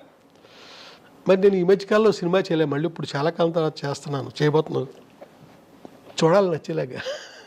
ఏమనిపిస్తుంది ఇప్పుడు చూస్తున్న సినిమాలు మీరు సినిమాలు చూస్తారు కదా సార్? బలే అంటే నేను థియేటర్కి వెళ్ళి చూస్తానండి. థియేటర్కి వెళ్ళి అన్ని చూస్తారా? అన్ని ఈ మధ్య కాలంలో వచ్చిన చాలా సినిమాలు, చాలా మంది హీరోయిన్లు చూస్తుంటారు. ఈ మధ్యకాలంలో నాకు బాగుందంటే కా అనే సినిమా వచ్చింది కదా, ఆ అమ్మాయి నాకు బాగుంది. అంటే ఆ సినిమా తప్ప ఇంకెవరు నచ్చలేదు సార్ పెద్ద ఇప్పుడు మనకి? బొక్కుని మీకు అడిగారు కాబట్టి వెంటనే స్ట్రైక్ అయింది. ఇప్పుడు బాగా మీకు డాన్స్ మీద మీరు దృష్టి పెడతారు, బాడీ లాంగ్వేజ్ మీద పెడతారు కాబట్టి సాయి పల్లవి. అయ్యో అమ్మాయి అద్భుతం, అసలు మాట్లాడొద్దండి. శ్రీలీల బాగుంటారండి వాళ్ళంతా. సాయి పల్లవి అంటే అసలు నేను ఇంకో మాట మాట్లాడండి నేను. అవునా సార్? అంటే అమ్మాయిలో గ్లామర్ అది కాదు, అద్భుతమైన పర్ఫార్మర్ అమ్మాయి, మామూలు పర్ఫార్మర్ కాదు, చాలా అద్భుతం. ఎంతో మంది మనకి గుర్తొస్తారండి, చాలా అద్భుతమైన. సార్ మీ ప్రయాణంలో మీరు ఇంత భావుకులు, ఇది ఉండబట్టుకోలేక అడుగుతున్నా, మీకు ఎందుకు బ్యాగులు ఇష్టం అని ఎలా అడిగితే అడుగుతారు. మీ స్త్రీలతో మీ సంబంధాలు ఎలా ఉండేవి చిత్ర పరిశ్రమలో? నేను నాకేంటో తెలియదండి, నాదంతా మానసికమైన సంబంధం తప్ప ఫిజికల్గానే పెట్టుకోనండి. ఏంటో తెలియదు నాకు ఎవరితోని. నాకు ఓ హీరోయిన్ అని ఏదో చాలామంది చెప్పుకుంటారా, ఆ మనిషితో సైతం నాకు ఫిజికల్గా నాకు ఎవరితోని సంబంధాలు లేవు. కానీ మీకు ప్రేమ కలుగుతుందా? అదేంటోనండి, మనిషి మీద ఒకనొక ఇష్టం. ఇప్పుడు సినిమాలు ఉదాహరించడం చాలా పెద్ద ఇదిగా ఉంటుంది, బాగోదు. మానసికంగా నేను ఇష్టపడడం తప్ప ఇదేం చేయను. ఓసారి ఒక ఇన్సిడెంట్ జరిగిందండి, బ్యాంకాక్ వెళ్ళామండి. కొందరు రైటర్స్తో పాటు బ్యాంకాక్ వెళ్ళాల్సి వచ్చింది, ఒక అతను కలవడానికి, ఓ హీరోని. నాతో పాటు వచ్చిన ఒక యంగ్ రైటరు ఒక రూమ్ చూపించి, ఈ రూమ్లో పలానా డైరెక్టరు పేరు చెప్పనండి, 5 అమ్మాయిలతో ఒక రాత్రి గడిపాడండి. నేను అసలు అది విన్నాను కానీ నేను ఏమాత్రం నాకు అది సహించలే, ఏమాత్రం ఆ మాట శబ్దస్ఫోరకంగా నాకు అనిపించలే. నేను ఆ రకం కాదండి, ఎట్టి పరిస్థితుల్లో కాదు. అంటే ఇది అడగడానికి నేపథ్యం కూడా సార్, ఇది ఏదో మీ వ్యక్తిత్వం గురించి అడగడానికి అని కాదు సార్, తప్పట్టుకోకండి దయచేసి. మీరు ఎలా అడిగినా పర్లేదు, బట్ అంటే కానీ అంటే మీ ఇంత భావుకత ఉండే వంశీ గారికి సహజంగానే అంటే మీరు సృష్టించే పాత్రల మీదైనా మీకు ప్రేమ వచ్చేస్తుంది కదా? అవునండి. ఇప్పుడు సితార కావచ్చు, తర్వాత మీరు చెప్పిన అన్ని సినిమాల అందరు హీరోయిన్లు అంత అందంగా ఉన్నారు, ఒక్కొక్క సినిమాలో ఒక్కో తీరులో. సో అప్పుడు వేవ్ లెంగ్త్ అంటే కనెక్షన్ ఎవరితో కలిగి ఉంటుంది మీకు అని? అప్పట్లో మీరు అన్నట్టుగా ఒక హీరోయిన్తో ఎక్కువ మీ పేరుని జోడించారు, కానీ ఇంకా నేను ఇంకెవరితోనే నాకు అలాంటి లేదు. ఇప్పుడు వాణి విశ్వనాథ్ ఉంది, 2 సినిమాలు చేశాను నేను, అంతే, అంతవరకే. శోభన నాకు చాలా అద్భుతమైన వ్యక్తిత్వం, ఇది కలిగిన మనిషి, అంతే, అంతవరకే. ఇలాగ ఏ హీరోయిన్ తీసుకోండి అంతవరకే, అంత మించి.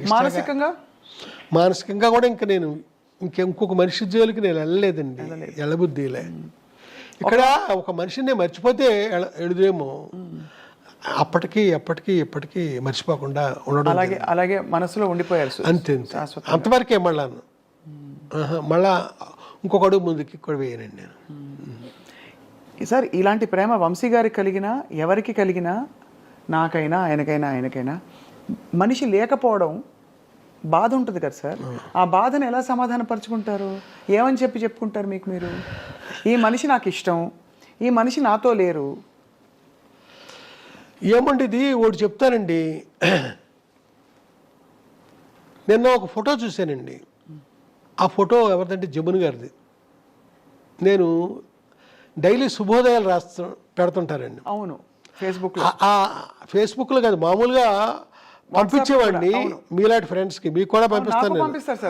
అలాగే కొంతమందికే పంపించేటప్పుడు మా చిరంజీవి వర్మ అని అతను, అంటే ఇప్పుడు నా తాలూకు యూట్యూబ్ ఛానల్ అంతా చూసేది అతనే. అతను ఫేస్బుక్లో కూడా పెట్టేస్తున్నాడు ఈ శుభోదయాలు. అయితే నిన్న జమున గారు లేకపోయినా ఆ మోగ మనసులో గౌరీ నా గుండెల్లోనే ఉంది అనేదో రాశానండి నిన్న. ఆ శుభోదయం అనగా రేపటిలో వస్తుంది. సార్ ఫేస్బుక్లో మీరు పెడుతున్న అంటే మీరు పంపిస్తున్న శుభోదయాలు ఫేస్బుక్లోకి వస్తున్నాయి. అందులో సరే జమున గారిది పెట్టడం ఒక ఎత్తు అయితే,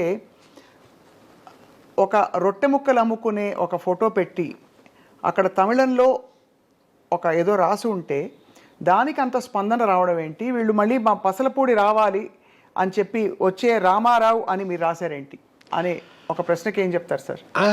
ఏమైందంటేనండి, చాలామంది వేరే విధంగా రియాక్ట్ అయ్యారండి. మీ పసలపూడిలో ఆ రామారావు అనేవాడు బిస్కెట్లు అమ్ముతాడని రాశావు, చూస్తే అది తమిళ అక్షరాలు రాసిన తమిళనాడు ఫోటో అది ఏంటిది అని ఇలాగా అడిగారండి. నేను చెప్పేది ఏంటంటే, నా చైల్డ్హుడ్లో నేను నిక్కర్లు వేసుకుని తిరిగే రోజుల్లో రామచంద్రపురం నుంచి మాకు పక్కనే ఉన్న 2 కిలోమీటర్స్ దూరంలో ఉన్న రామచంద్రపురం నుంచి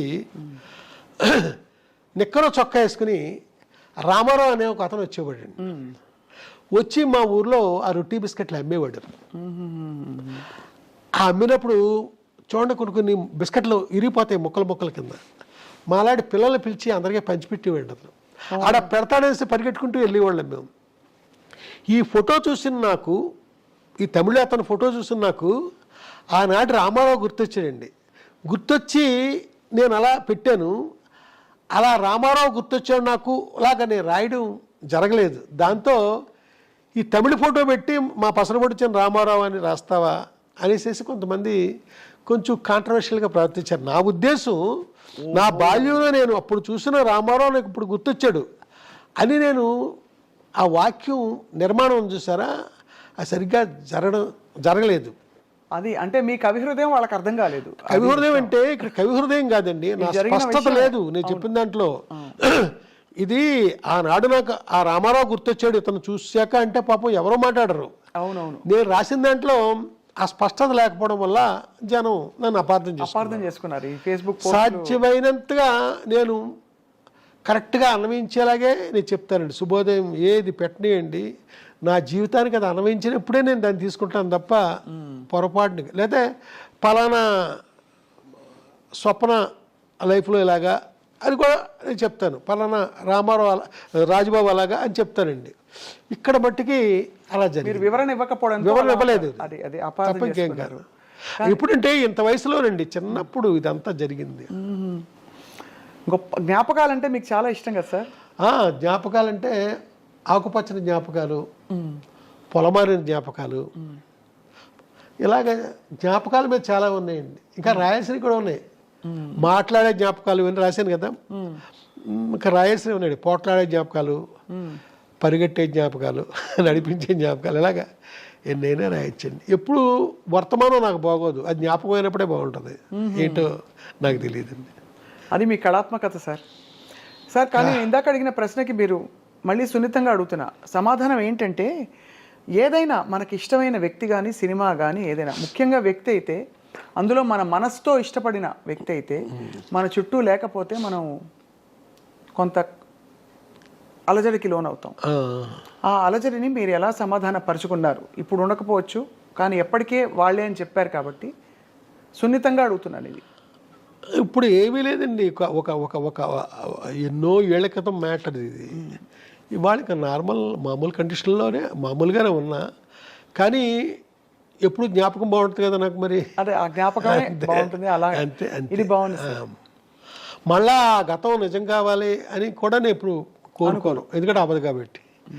సార్, వంశీ గారి విజయంలో రాజా సార్ పాటలు ఎంత ముఖ్యమో, రాజా సార్ ప్రయాణంలో వంశీ గారి సినిమాలు కొన్ని మైలు రాళ్ళని చెప్పచ్చు. ఇళయరాజా గారితో మీ మొట్టమొదటి పరిచయం, అనుబంధం, ఆ పరిచయం అనుబంధంగా మారడం ఎలా జరిగింది సార్? ఇది ఒక కథలా చెప్పాలేమో, చెప్పంటారా? చెప్పండి. సితార్ సినిమాలో డైలాగ్ చాలా తక్కువ ఉంటుందండి, సైలెన్స్ ఎక్కువ. అది సైలెన్స్ ఉండడానికి కారణం ఏంటంటే, అది మ్యూజిక్ కోసమని నేను అలా అలా అలా సీన్లు కన్సీవ్ చేశానండి సితారకి. రామనాయుడు గారి థియేటర్లో నేను మాట్లాడేది మద్రాసు గురించి, చెన్నై గురించి. రామనాయుడు గారి థియేటర్లో సితార డబుల్ పాజిటివ్ ప్రొజెక్షన్ వేసేవండి ఆ నైట్. సినిమా చూశారండి. ఏడు నాగేశ్వర గారి ఫ్యామిలీ మొత్తం యూనిట్లో జనం మొత్తం అంతా దాదాపు 100-150 మంది చూశారండి. ఎక్కడా డైలాగ్ లేదు, కామెడీ లేదు. ప్రతి ఒక్కరికి కూడా విపరీతంగా బోరు కొట్టేసిందండి. నాగేశ్వరరావు గారు అయితే శంకరాభరణం లాంటి ఒక కావ్యం తీసిన నిర్మాతని పొరపాటుని కుర్రగాడికి సినిమా ఇచ్చి ఎంత తప్పు చేశాను నేను అని ఆయన అంత దారుణంగా ఫీల్ అవ్వడం జరిగింది. చాలా క్రైమ్ చేశాను నేను, ఎంత తప్పు అయింది అనేసి. అలాగా రాత్రి నాకు ఇంకా నిద్ర పట్టలేదండి. అప్పుడు స్మోక్ చేసేవాడు, తెక్కాల్చేసాను సిగరెట్ల. అప్పుడెప్పుడో, ఇప్పుడు ఏమీ లేదు, చాలా ఏళ్ళు అయింది, 25 ఏళ్ళు అయింది, 30 ఏళ్ళు అయింది మానేసి. చాలా డిప్రెషన్కి వెళ్ళిపోయానండి, ఏం చేయాలి అని. నెక్స్ట్ డే ఇళయరాజా గారు చూస్తున్నారు, ఆర్ఆర్ కోసం ముందు ఆయన చూస్తారు సినిమా. చూశాక ఇన్ఛార్జికి చెప్తారు, స్పెషల్గా ఇన్స్ట్రుమెంట్లు రావాలి అంటే 1 వేళ కాదు 3 వేళలు కావాలి ఇలాంటివి అప్పుడు చెప్తారు. 2 ఫ్లూట్లు ఇలాగే చెప్తారండి. సరోద్దు చెప్పు, షహానాయ్ పిలువు, ఇలాగా చెప్తారండి ప్రొజెక్షన్ నుంచి బయటకు వచ్చాక. ఆ మధ్యాహ్నం మళ్ళీ డి రామానాయుడు గారి స్టూడియోలోనే, అదే థియేటర్లోనే చెన్నైలో ప్రొజెక్షన్ ఇళయరాజా గారు చూస్తున్నారండి. ఆయన చూస్తున్నారండి, సైలెన్స్ అది మామూలుగా వెళ్తుంది.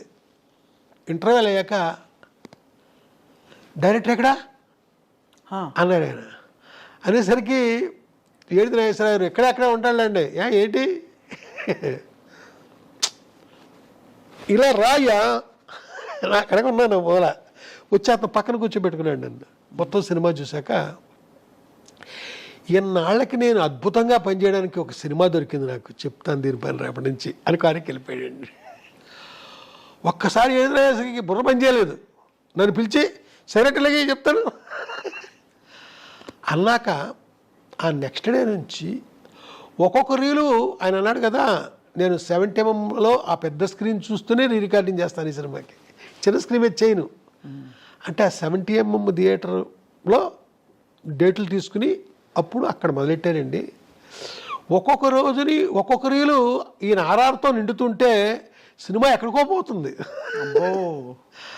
అలాగా ఒక రోజున అన్నాడు కదా ఇళయరాజా గారు, నన్ను పిలిచి ఈ సినిమా ఫైనల్ ప్రోడక్ట్ని నువ్వు నేను పక్కనే కూర్చొని చూద్దాంరా అన్నాడు. అంటే నన్ను ఎంత ఇష్టపడ్డాడో చూడండి.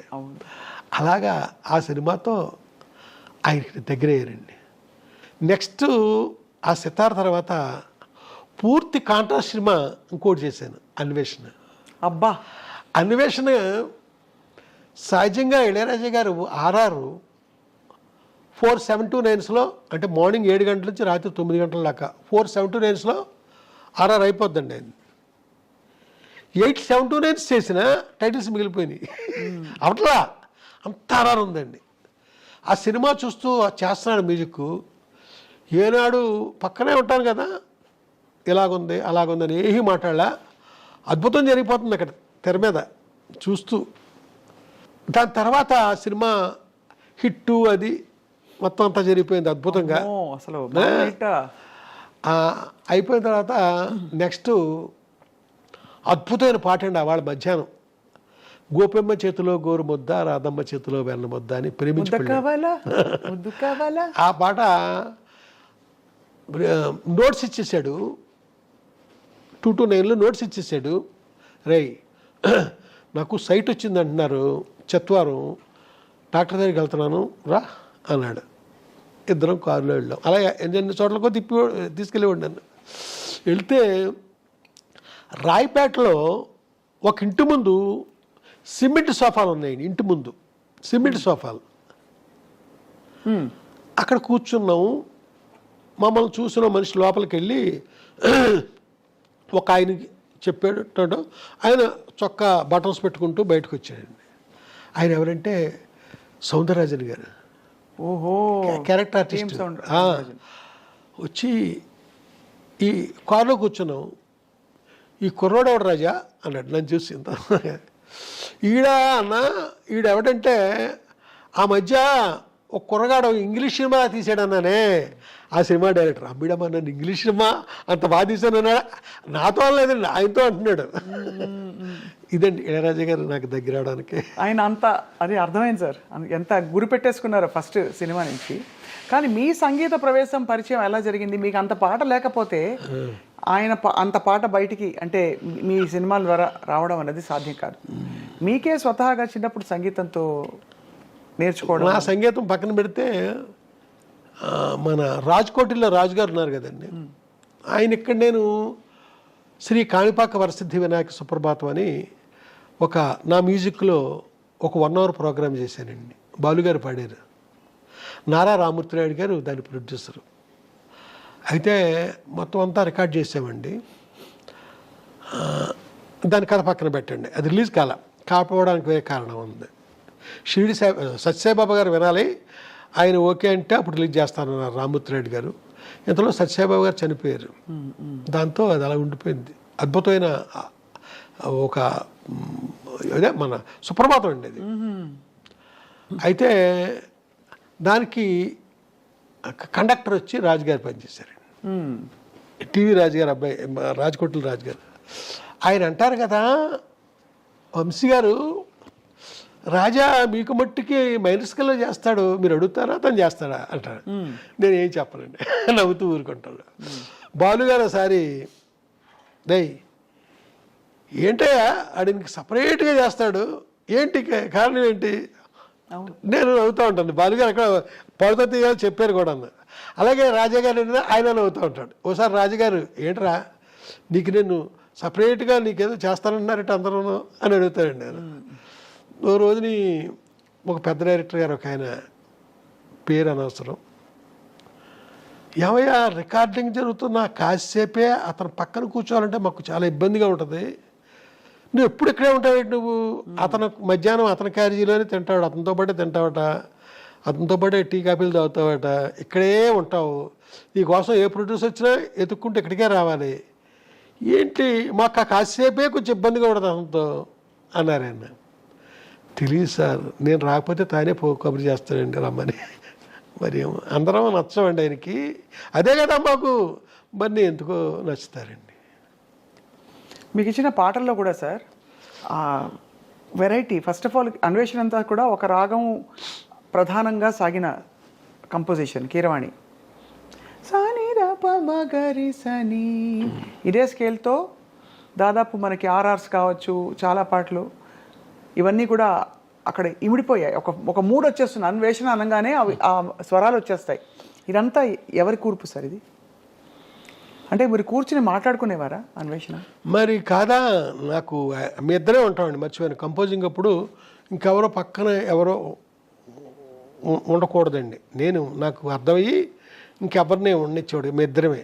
ఏం పడ్డా, తను ఏం తిట్టినా, నాకేం గొడవ చేసినా తనకి ఈ రాగాల పేర్లే చెప్పకూడదండి తన దగ్గర. నేను నా ఇష్టానికి నేను ప్రవర్తిస్తాను తన దగ్గర. మొత్తానికి నాకు కావలసిన అవుట్పుట్ వచ్చేదాకా నేను వదలనండి. మీరు ఆశ్చర్యపోతారు, ఒకనొక పీరియడ్లో ఇళయరాజా గారు మీకు సినిమాకి 5 పాటలు అంటే 5 ట్యూన్లు ఇచ్చేవాడండి. 5 పాటలు అంటే 5 ట్యూన్లే, 6 ట్యూన్ ఇవ్వడం జరిగింది కాదు. నేను ఒక సినిమాకి 100 ట్యూన్లు చేయించాను. ఏ సినిమా సార్? 100 ట్యూన్స్ ఒక సినిమాకి. అలాగా నాది వేరే. 100 ట్యూన్లు ఏ సినిమాకి సార్? ఒక సినిమాకి చేయించాను నేను. ఓహో, ఒక సినిమాకి. ఎలా అంటే ఒక ట్రిప్ కాదండి, 5-6 సార్లు కూర్చున్నాం. ఆ తర్వాత మా కంపోజింగ్ ఎప్పుడు కూడా చెన్నైలో చేసేవాళ్ళం కాదండి, తమిళనాడు లోపల అడుగుల్లో, ముఖ్యంగా ఎక్కడెక్కడో అలాగ ఆయన కూడా తిరుగుతూ లేకపోతే తిరువన్నమలై రమణాశ్రమంలోనో, అక్కడ ఆయన కాటేజ్ ఉందండి ఆశ్రమంలో. ఇలాగా అంటే ఎందుకు 100 చేయించా? ఆయన సంగీతం అంతా అమృతం. రాజా సార్ సంగీతం అంటే అమృతం, ఇలా పట్టుకోవాలి దోసిట్లో. అలాంటిది వంశీ గారికి అది ఇమడలేదంటే కారణం ఎలా అంటే ఆ కథాంశానికి నాకు నచ్చితే నా ముఖంలో రియాక్షన్ ఒక రకంగా ఉంటుందండి. నా ముఖంలో సరైన రియాక్షన్ రాక తను చేస్తానే ఉంటాడు. మీ సంగీత ప్రయాణం చెప్పలేదు సార్, మీరు చిన్నప్పుడు ఏమైనా నేర్చుకున్నారా? ఏదో అండి స్థారీపులకు న్యాయంగా. మరి మీరు కంపోజర్ ఎలా అయ్యారు? ఏదో అది కూడా ఏదో అండి. బట్ నేనే మొత్తం బ్యాక్గ్రౌండ్స్ అవి ఉంటాయి కదా, మొత్తం A to Z మొత్తం నేనే. కండక్టర్ వాడు వెనకాల ఆ కార్డ్స్ అదంతా చూసుకోవడం తప్ప మెలోడీ అంతా నేనే కంపోజ్ చేస్తాను. ఏమిటి అన్ని సినిమాలకి? నేను చేసిన ప్రతి సినిమాలో మెలోడీ అంతా మీరే? అసహా మొత్తం మ్యూజిక్ బ్యాక్గ్రౌండ్స్ ఎవ్రీథింగ్ నేనే చేస్తానండి. మీరే చేస్తారు సార్. ఏకాంత వేళ పాట గమ్మత్తుగా అది ట్రైన్లో వెళ్తుండగా చేసేయండి. తెల్లవారుజాముని రైలు వెళ్తుందండి. అప్పటికి ఏసీ లేదనుకుంటానండి, ఫస్ట్ క్లాసే ఏసీ. ఇద్దరం కూపేలో ఉన్నామండి. నేను రాత్రిపూట పడుకున్నాను, లేచిపోయానండి. లేచిపోయేసరికి అప్పటికే తను దూరంగా ఏదో ఒక పాత కోటను చూస్తున్నాడండి, మంచులో కనబడుతుంది. నాకు గుర్తు, రే చూడటు టిప్పు సుల్తాన్ కోట అన్నట్టు గుర్తు. నాకు ఏయో గుర్తు లేదండి. మంచి మూడ్ కనపడుతుంది తనలో. ఈ టైంలో పాట కంపోజ్ చేయొచ్చు కదా అన్నాను. ఎవరు అడగనట్టు అలాగా. హార్మోనియం పెట్టి తీ అన్నాడు. కిందే ఉంది అన్నాను. తీసి ఒళ్ళో పెట్టానండి. వెనక్కి జరిగాడు.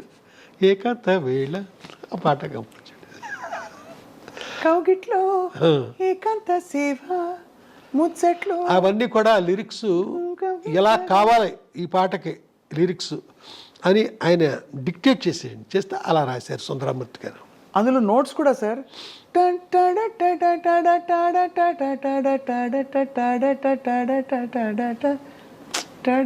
అసలు ఆ కాంబినేషన్సే అన్ని హస్వాషాలు మనసుని హత్తుకుంటాయి. దీర్ఘాలు కూడా ఉంది అనుకోండి. అవును.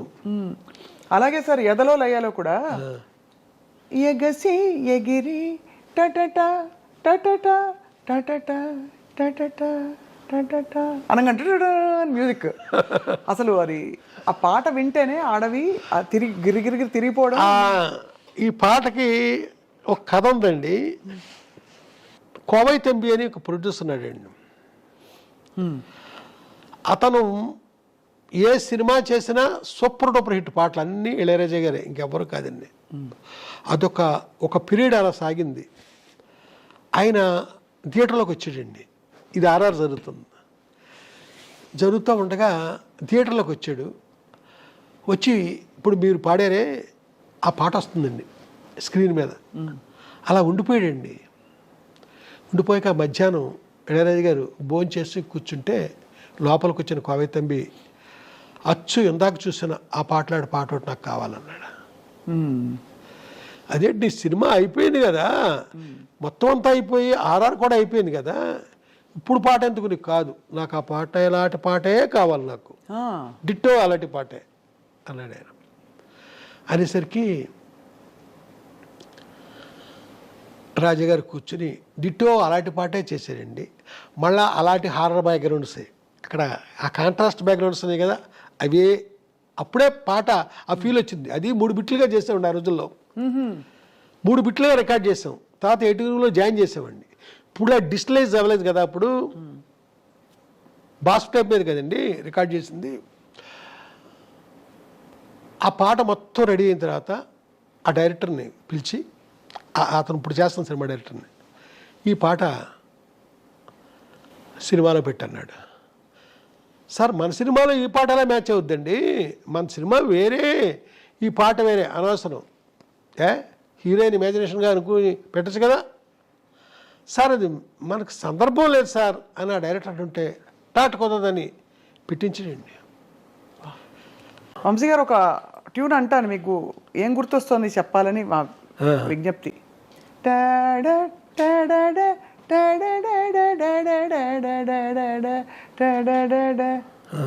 నా సినిమా RR అనుకుంటాను. RR ప్లస్ ఇదే రాగంతో కూడిన RR ఉంది, నథింగ్ బట్ విండ్. ఇవన్నీ రాజా సార్. నథింగ్ బట్ విండ్ అంటే గుర్తొచ్చింది. దానికి LP రికార్డ్ కవర్ నేనే చేశాను డిజైన్. నథింగ్ బట్ విండు, దానికంటే ముందు హౌ టు నేమ్ ఇట్, ఈ రెండు కూడా నేనే చేశాను. ఆ తర్వాత ఇంకొక ఎల్పి రికార్డు కోసం రికార్డ్ చేశారు, ఆ హార్మోనీ సరిగ్గా లేక క్యాన్సిల్ చేసాడు ఆయన. దాని పేరు మర్చిపోయాను, ఈ ఇంటర్వ్యూ అయ్యేలో మనం గుర్తొస్తూ చెప్తాను. నేను ఫాలో మీ అనుకుంటాను దాని పేరు, ఫాలో మీ.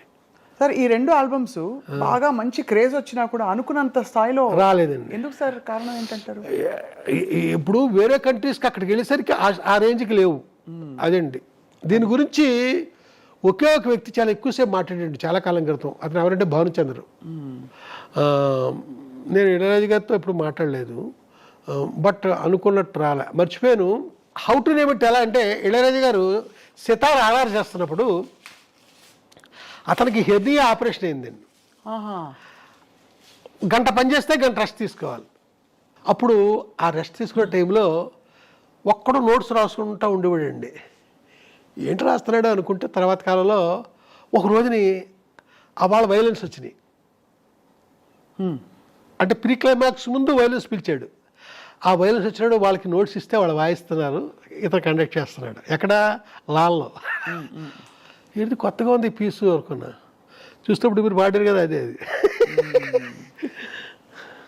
అలా కానీ రాజా సార్ సంగీతం అసలు ఇంకా మాటల్లో చెప్పని అవసరం లేదు.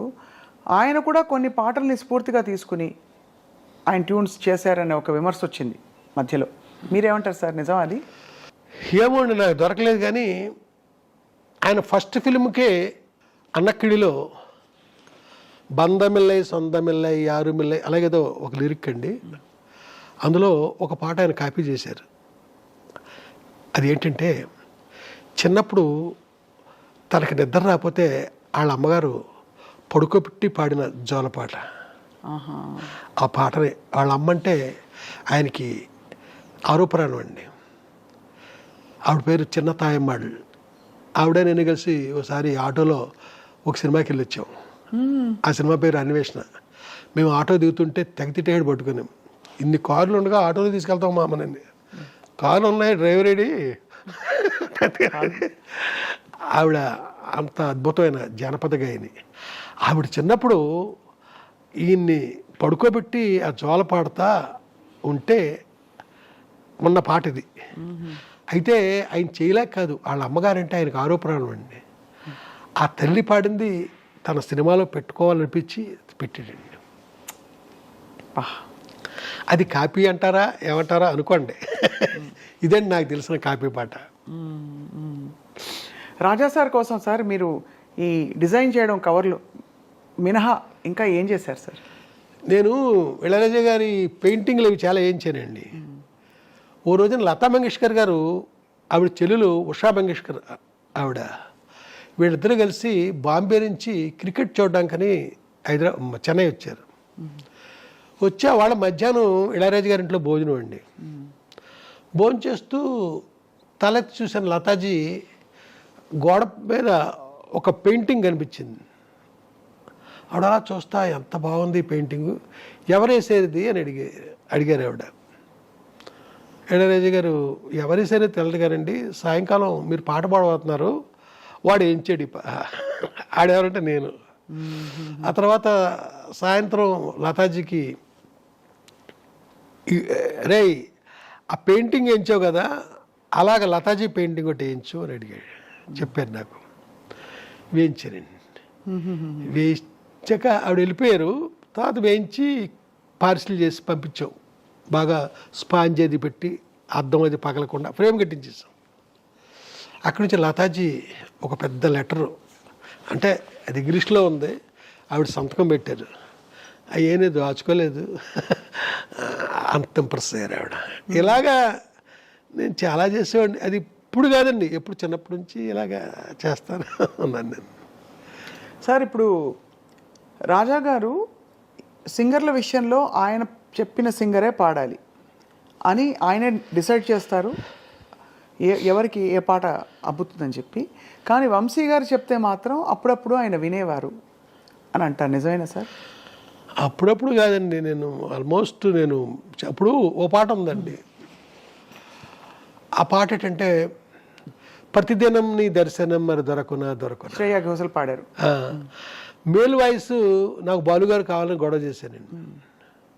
ఎందుకంటే నేనే రాశాను, నేను రాయిపోయినా వేరే. బాలుగారు కావాలని గొడవ చేస్తే, కానీ బాలుగారిని పిలిచిండేవాళ్ళం, అమెరికా వెళ్ళాడు ఆ టైంకి. దాంతో ఆ తమిళ సింగర్ ఎవరో ఒక అతను వాళ్ళ ఇంట్లో వాళ్ళ పిల్లకి ట్యూషన్ కూడా చెప్తుంటాడు, వాళ్ళ ఇంట్లో కూడా చూసాను అతన్ని, అతనితో పాడించా. ఎవరో పాడినా పాట హిట్ పాట.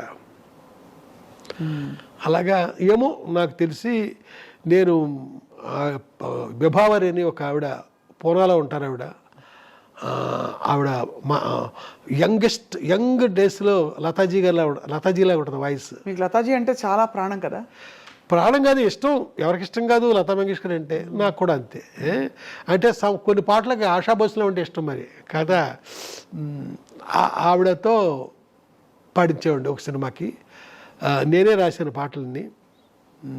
అయితే ఆ సినిమా అద్భుతమైన పాటలు. ఆ ప్రొడ్యూసర్ హార్ట్ అటాక్ వచ్చి చనిపోయాడండి. ఆ పాటలు అలా ఉండిపోయినాయి. నా దగ్గర క్యాసెట్లు కూడా ఉన్నట్టున్నాయి. అయ్యో, అవన్నీ విభావరి పాడిన పాటలు.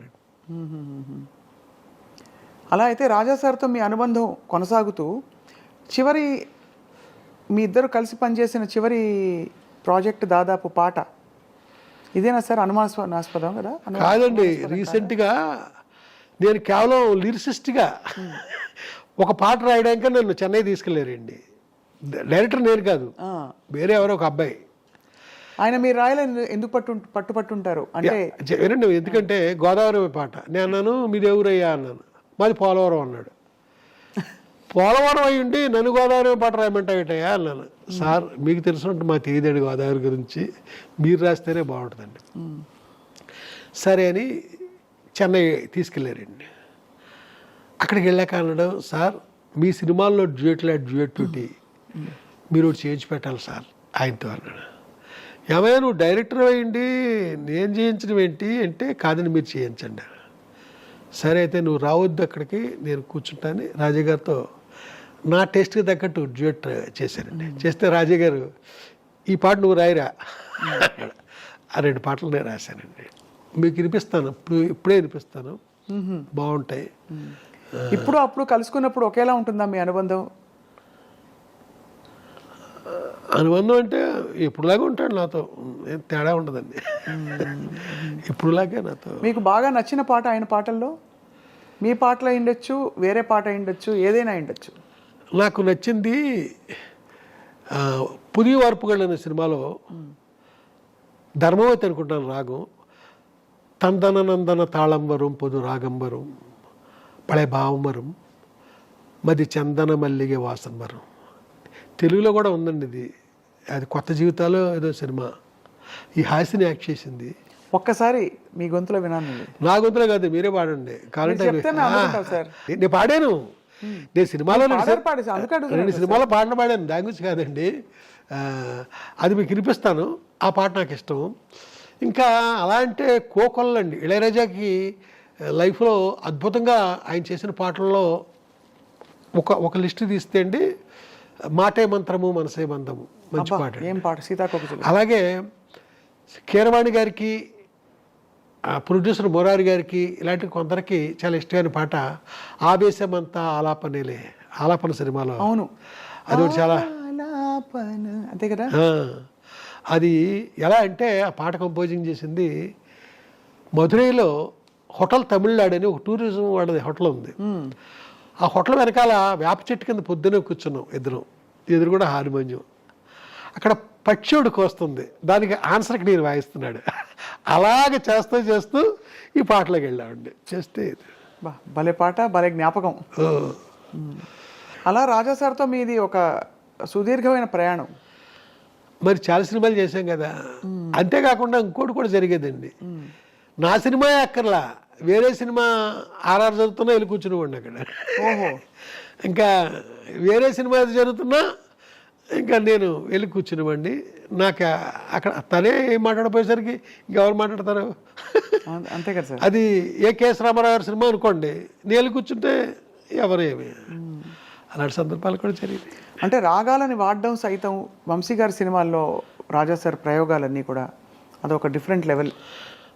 ఒకటి ఆలాపన సినిమాలో ఒకటి హిందోళలో ఉంటుందండి, ఆ కనులలో కలల చెలి పాట. హిందోళే కదా, ఇందోళం, అవును, పరమ ఇందోళం. సగమదనిస సరిదమగస కదా, ఆరోహణ. అలాగే ఖైదీ కన్నయ్య కాడు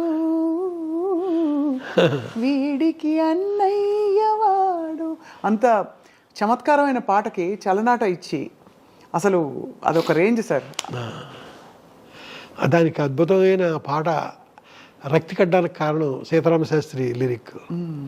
అతనిలో ఒక చక్కని స్పందించే ఒక చక్కని అలాంటి పాటకి ఎంత హ్యూమరస్గా ఆ ట్యూన్కి తగ్గట్టు ఆయన రాయడం. అలాగే ఇళయరాజా గారి పాట, ఇళయరాజా గారి మ్యూజిక్ చేయకుండా పాట ముందు షూట్ చేసి తర్వాత మ్యూజిక్ చేసి తర్వాత ఎడిటింగ్ చేశాను. ఆ సందర్భం కూడా ఒక సందర్భం ఉంది. అవును అవును, అది లేడీస్ టైలర్, అది కూడా హిట్ పాట అండి. పాట రికార్డింగ్ అవ్వకుండానే షూటింగ్ అయిపోయిందండి. షూటింగ్ చేసాను, చేశాక రికార్డింగ్ చేసాం. పొద్దున్న రికార్డింగ్ అయింది, మధ్యాహ్నం తర్వాత ఈ టైంకి ఎడిటింగ్ అయిపోయింది. సాయంకాలం 7 గంటలకు పట్టుకెళ్ళి ఆ క్యాన్ పట్టుకుని వెళ్తే పొద్దున్నే పాట రికార్డింగ్ అయింది కదరా, మళ్ళీ ఎందుకు వచ్చావు అన్నాడు. ఎవరో ఆర్ఆర్ చేస్తున్నాడు. అదే పాట చూపిద్దామని. ఏ పాట చూపిస్తావు? అదే పొద్దున్న రికార్డింగ్ అయింది.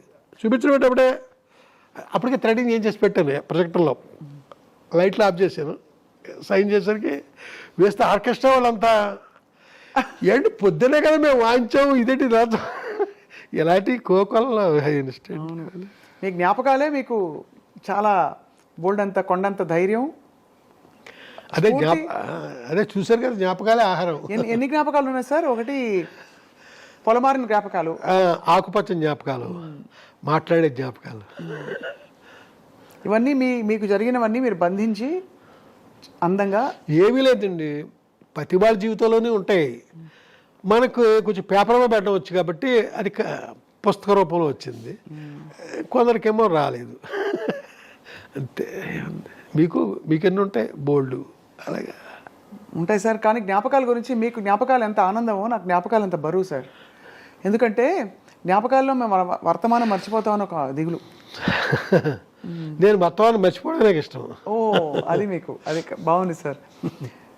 సార్, రమణ ఆశ్రమంలో మహర్షుల వారితో మీ అనుబంధం, ఎందుకంటే రాజా సార్ కూడా రమణ మహర్షి గారి పాటలు ఆయన చేయించినా కూడా పాడించిన స్టేజ్ మీద ఒక పాటతో మొదలు పెడతారు ఆయన పాట కచేరీలన్నీ కూడా. జననీ జననీ జననీ జగం నీవే జగత్కారణి తరర, కళ్యాణ రాగం. అవునండి. సో మీ ఆధ్యాత్మిక ప్రయాణం ఏంటి సార్? ఒకవైపు ఇంత చమత్కారం, ఇంత అసలు కదిలిస్తే ఇలా నవ్వించే పంచులు పడుతున్నాయి దాని నుంచి, ఇంకోవైపు మీరు ఇలా ఆశ్రమాలకు వెళ్తారంటే అర్థం కావట్లేదు. అంటే బొమ్మ ఏమిటి సార్ మీ లోపల మదనం ఏమిటి ఆశ్రమానికి వెళ్ళడానికి? ఏమీ పైకి ఎలా ఉంటానో లోపల వేరే విధంగా ఉంటాను. మీకు సింపుల్గా చెప్పేశాను మీకు, పల్లవిలో ఫస్ట్ లైన్ లాగా. పైకి ఉండేది వేరే అండి, లోపల వేరే. బహుశా ఎప్పుడు మీరు ఎన్నిసార్లు చెప్పారో తెలియదు సార్, మీ శ్రీమతి గారి పాత్ర మీ జీవితంలో, వారు వెళ్ళిపోయాక మీ బాధ. నా గురించి తనకి ఏమీ తెలియదండి, ఏమీ తెలియదు. ఎవరైనా నా కోసం వచ్చారనుకోండి, సినిమాకి ఎడిటింగ్ ఉంటుంది, డబ్బింగ్ ఉంటుంది, ఆర్ఆర్ ఉంటుంది, షూటింగ్ ఉంటుంది, ఇన్ని ఉంటాయి కదా. తనకి ఏమీ తెలియదు. ఎవరు వచ్చినా సరే నా గురించి అడిగితే బయటికి వెళ్ళారండి అంతే చెప్పేసి, ఏమి ఎక్కడికి వెళ్ళాను, తిరిగి వచ్చే వరకు నేను ఎక్కడికి వెళ్ళానో తను చెప్పను కదా.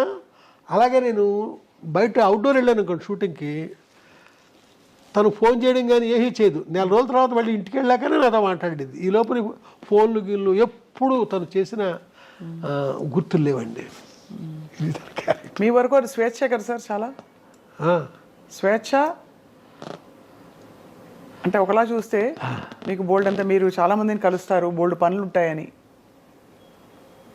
మీ పిల్లలు సార్ మీ బాణీలోకి మీ లేదండి. మా పిల్లల్ని వాళ్ళ అమ్మ ఏం చేసిందంటే, తనలాగే నాన్నగదిలోకి వెళ్ళకండి, ఎప్పుడు ఏదో పని చేసుకుంటూ ఉంటారు, ఇలాగా వాళ్ళు అలాగే అలవాటు చేసింది. వాళ్ళు వాళ్ళ అమ్మలాగే ప్రవర్తిస్తారు. నా సినిమా ఇండస్ట్రీతో సంబంధాలు లేవు అసలు అది. మరి వంశీ గారు ప్రపంచంలో ఇప్పుడు ఎవరున్నారు? ఎవరు లేరండి. ఎవరు లేరు. అంటే భౌతికంగా ఒక వ్యక్తిగా కాకపోయినా మీకు స్ఫూర్తి రోజు పొద్దున్న లేస్తే ఇవాళ ఏమిటి నా పని, ఇవాళ ఏం చేయాలి అనే ప్రశ్నకి మీరు ఏం సమాధానం చెప్పుకుంటారు? ఇంక ఏం చేశాను నాకు నేనేనండి. ఇంకా మా పిల్లలు కానీ నా వైఫ్ కానీ వాళ్ళు ఎవరో ఇక్కడికి ఇన్వాల్వ్ అయ్యి ఏమి చేసేది ఏమి ఉండదు. ఏమి లేదు. మరి వంశీ గారు ఇప్పుడు మీరు 2 సినిమాలు తీయబోతున్నారని వినికిడి. ఫ్యాషన్ డిజైనర్ మీరు అనుకున్న స్థాయిలో విజయవంతం కాలేదు. 8% కాల. మరి దానికి ఏమైనా బేరేజ్ వేసుకుని చూసారా? ఎందువల్ల ఇది వర్కౌట్ అవ్వలేదు, హిట్ అవ్వలేదు? 100% నేను చూశానండి. ఎందువల్ల అవ్వలేదు కూడా నాకు అర్థమైంది. అవ్వకపోవడం కరెక్ట్ అని కూడా అనిపించింది. ఇప్పుడు మరి రాబోయే సినిమాలు ఏంటి సార్ కథాంశాలు? అంటే ప్రతివాడు కూడా బాగుంటుంది రేపు పొద్దున్న నా సినిమా అనుకునే చేస్తాడు కదండి. అవునవును. బాగోదని ఎవరు చేయరు. రేపు సినిమా డెఫినెట్గా బాగుంటుంది అనే నమ్మకంతోనే నేను మొదలుతున్నాను. ఈ సినిమాలో ఎవరు సార్ తారాగణం? ఎలాంటి కళ్ళు కనిపిస్తాయి? అక్కడ దాకా రాలేదండి. ఆ కథ జరుగుతూ ఉందండి. తెలిసిన మొహాలు ఉంటారని ఆశిస్తున్నాం. తెలియని వాళ్ళు, తెలిసిన ముఖాలు ఏవో మరీ స్టార్స్ అలాంటి వాళ్ళు ఉండరు. ఈ పాపులర్ కమెడియన్స్ వాళ్ళు ఉండరు నా సినిమాలోనే. తర్వాత వాళ్ళు పాపులర్ వచ్చేది వేరే సంగతి, ఉండరు. ఒక మోస్తరు మనుషులతోనే వెళ్తుంది. ఇప్పుడు ఏపీలో విడుదల ఉంది, ఎవరున్నారు? అవును వాళ్ళు దృష్టిపడ్డారు ఉంది, ఎవరున్నారు? అవును. గోపిక గోదావరి ఉంది, ఎవరున్నారు? అలాగే నాకు ఆర్టిస్టులే వాళ్ళు, బట్ పాపులర్ పీపుల్ ఉంటారండి. అలాంటి వాళ్ళతోనే నాకు సినిమా పండుద్ది, లేదా ఫ్లాప్ అవుద్ది. వంశీ గారు మీరు మంచి భోజన ప్రియులు. మరి మీకు ఇష్టమైన భోజనాలు ఎలాంటి ఆహార పదార్థాలు? అన్నీనండి. ఇక్కడ నేనే చేస్తాను. మీకు వంట బాగా వచ్చైతే? పర్లేదండి. నేను చేసే వంటలు పట్టుకెళ్ళడానికి ఆడవాళ్ళే వస్తుంటారండి. అవునా?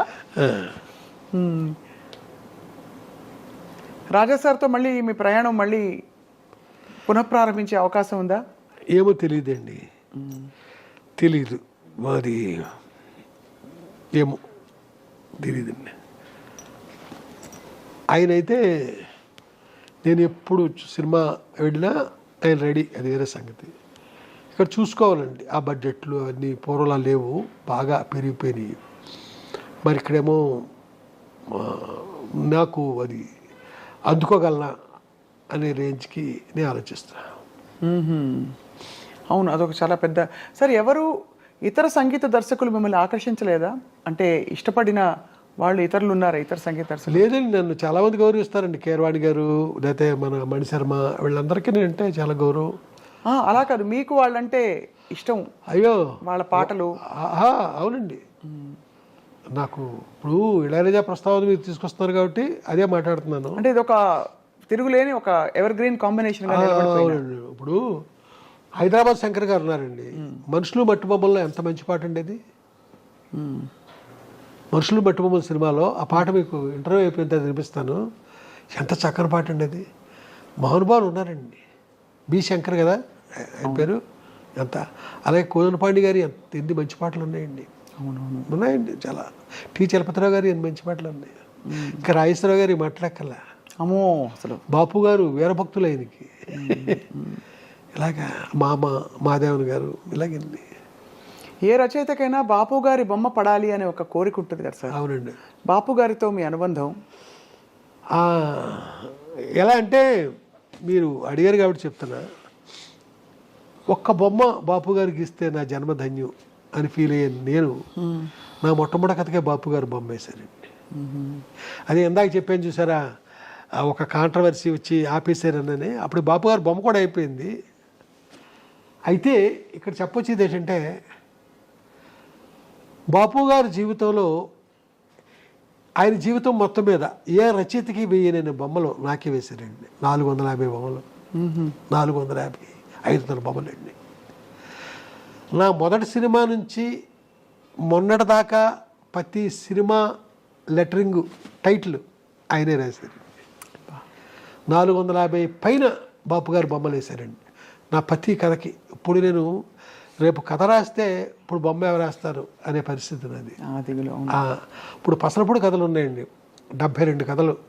72 కథలకి 72 బొమ్మలు అయినాయి. దిగువ గోదావరి కథలు 52 కథలు, 52 బొమ్మలు అయినాయి. ఇలాగా ఇంకో ఆకుపచ్చని జ్ఞాపకం అంతా మీకు చూపించాను, ఆ కథలన్నీ అయినాయి. ఇలాగా కొలలండి నా దగ్గర అన్నీ బాపు గారే. ఆయనకి నేనంటే అంత ఇష్టం అండి. నువ్వు ఎందుకు ఏంటంటో పిచ్చి పిచ్చి సినిమాలు తీస్తుంటావు, అప్పుడప్పుడు నువ్వు కథల మట్టుకి అన్నీ మంచిగా రాస్తుంటావే అని తిట్టిన సందర్భాలు చాలా ఉన్నాయి. ఏ పిచ్చి పిచ్చి సినిమాల గురించి అన్నారు ఆయన? అంటే ఆయనకి అంటే మరి నేను అన్నీ మంచి ఏం తెలియదుగా. ఇప్పుడు ఓ రోజు నేను ఫోన్ చేశానండి, ఒక 2 నిమిషాలు తిట్టాలనుకుంటున్నాను, మరి భరిస్తారా? ఎలా సార్ చెప్పండి సార్.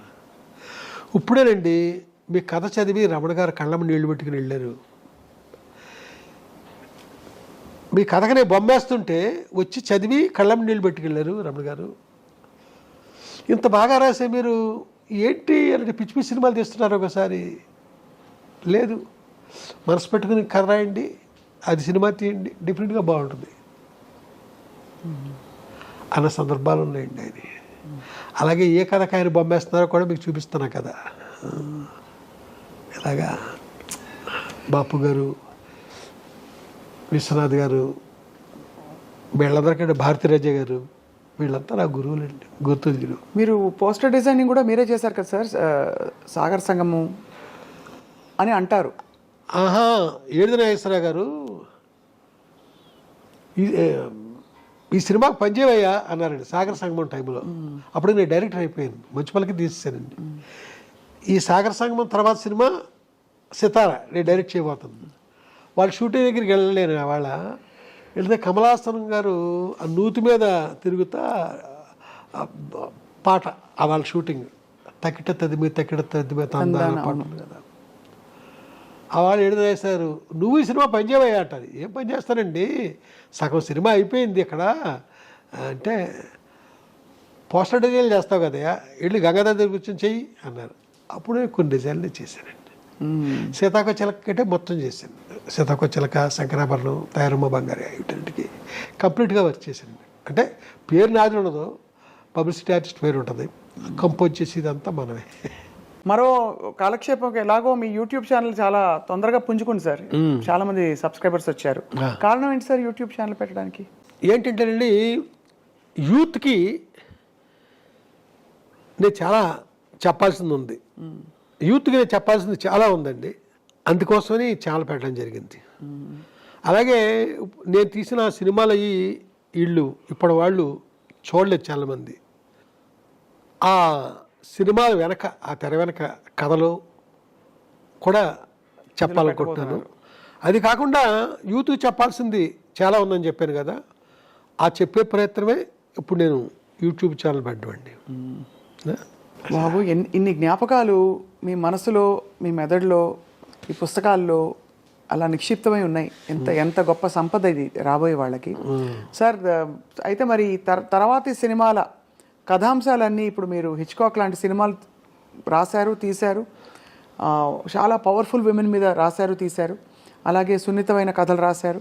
ఇవన్నీ ఇప్పుడు మీ మనసు ఎటువైపు వెళ్తుంది? ఇప్పుడు అంతా స్మగ్లర్లు, అలాగే మాఫియా, ఇంకా ఏం చెప్పాలి, గోల్డ్ ఫీల్డ్స్ రాజ్యం ఏలుతున్న ప్రపంచంలో ఉన్నారు మీరు.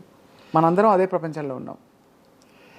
ఇప్పుడు నేను తీసే సినిమాలు హృదయం ఉన్న కథలండి, మిమ్మల్ని స్పందింపజేస్తాయి. అంశం ఏదైనా మిమ్మల్ని స్పందింపజేయడం జరుగుద్ది. అలా స్పందించిందే అద్భుతమైన సినిమా అవుద్ది. అలాంటి ప్రయత్నం నేను చేస్తున్నా. గొప్ప స్పందన మీకు కలిగి తీరుతుంది అంతే.